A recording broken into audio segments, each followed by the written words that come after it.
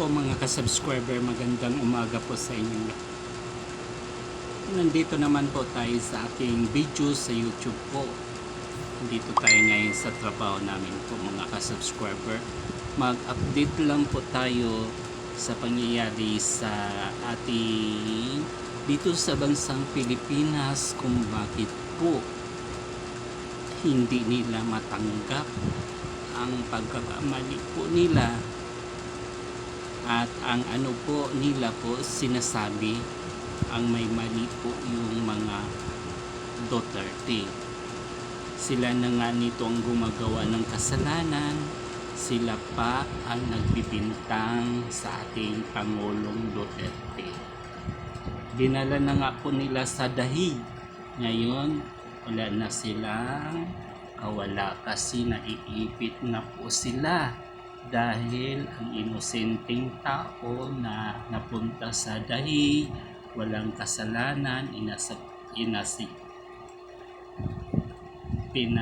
pinaparatangan lang. O di ba?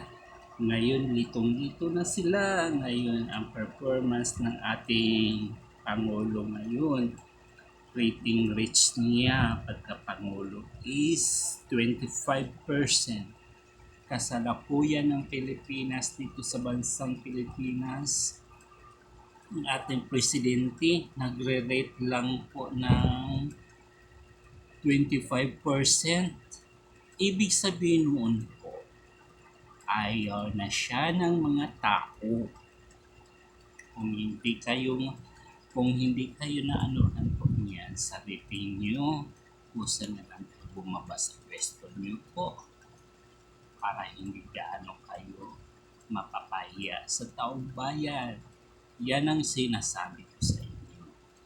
Dapat po, kung kayo ay namumuno dyan sa ating bansang Pilipinas, pag-igihan po inyo.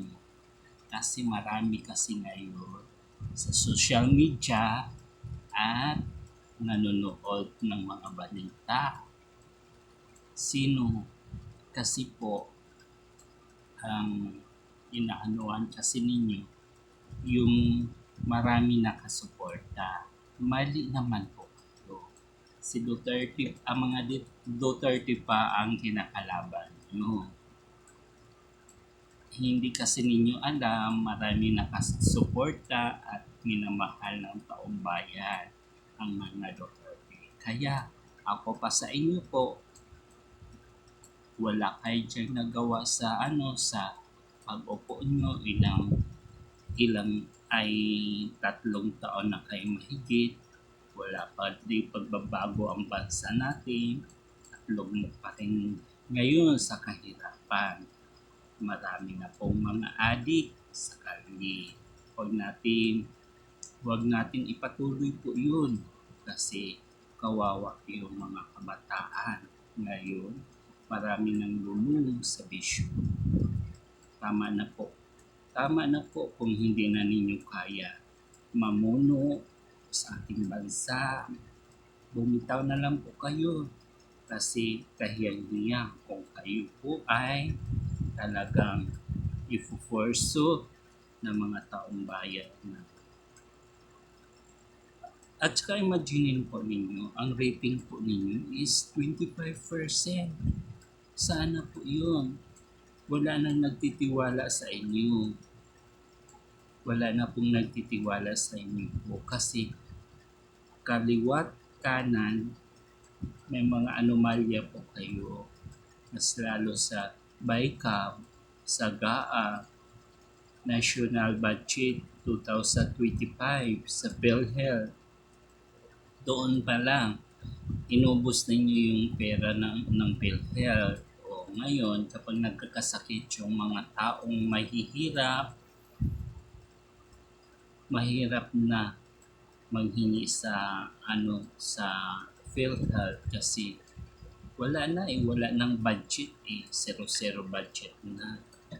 Ngayon ang Pangsagaan National Budget ng 2025, nasaan na po yun? Ngayon wala pang agromento. Kaya po mahirap talaga mga ka-subscriber. Kaya ako sa inyo, bumaba na tayo sa pwesto nyo. Kasi wala namang kayo dyan nagawa sa ano na yan, sa pagpupo nyo. Puro na lang kay kala